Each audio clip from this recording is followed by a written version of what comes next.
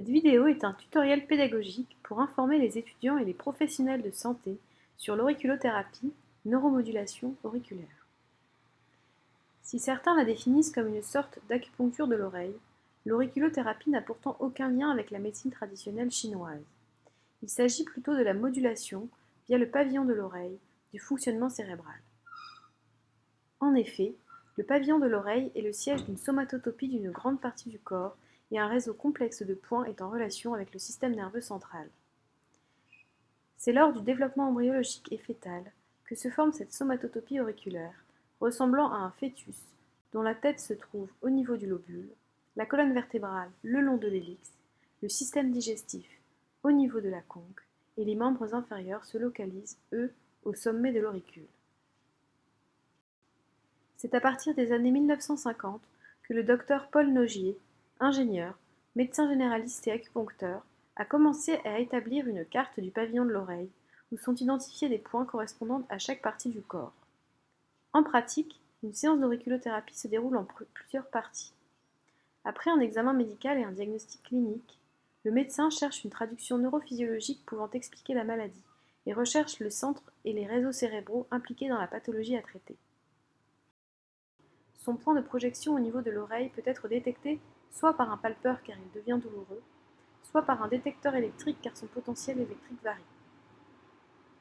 Le traitement consiste alors à traiter ces points sensibles détectés en attendant une modification des troubles et un retour à l'équilibre par un mécanisme de modulation. J'ai pu intégrer la pratique de l'auriculothérapie à ma pratique d'anesthésiste.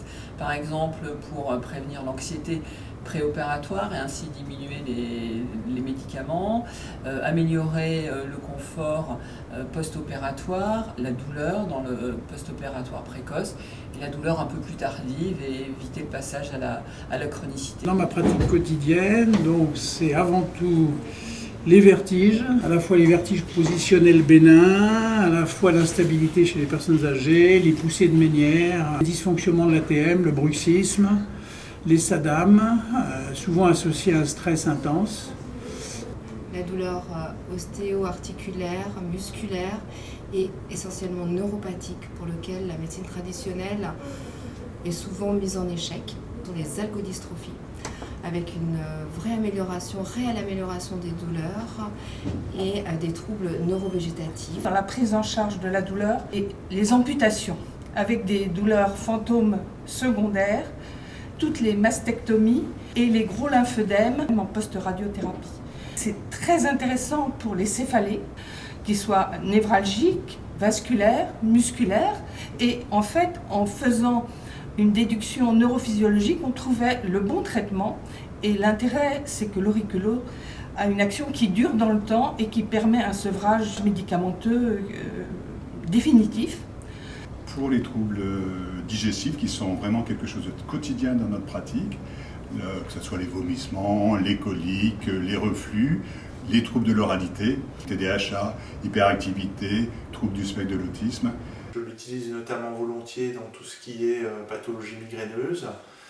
L'auriculothérapie permet en 3 séances en moyenne de réduire souvent la fréquence et même l'intensité des crises. Donc c'est vraiment une thérapeutique intéressante en complément des triptans en tant que traitement de crise, mais aussi parfois en seul traitement, notamment chez l'enfant ou chez la femme enceinte où on est très limité avec les traitements médicamenteux. L'auriculothérapie est intéressante. Les tremblements essentiels, là aussi il y a peu de médicaments efficaces et l'auriculothérapie permet là aussi en agissant à la fois sur le côté moteur du tremblement mais aussi sur les facteurs de risque d'amplification que sont le stress et toute l'émotionnalité, permet là d'avoir une efficacité. Dans toutes les douleurs neuropathiques, notamment les douleurs des membres inférieurs, les polyneuropathies douloureuses ou bien les douleurs même radiculaires, les sciatiques, les névralgies. La seule formation délivrant un diplôme universitaire est le diplôme interuniversitaire d'auriculothérapie neuromodulation auriculaire des universités Paris-Saclay et Strasbourg. Il existe toutefois d'autres formations délivrées par d'autres écoles ou instituts. Le GLEM ou l'IIMAS.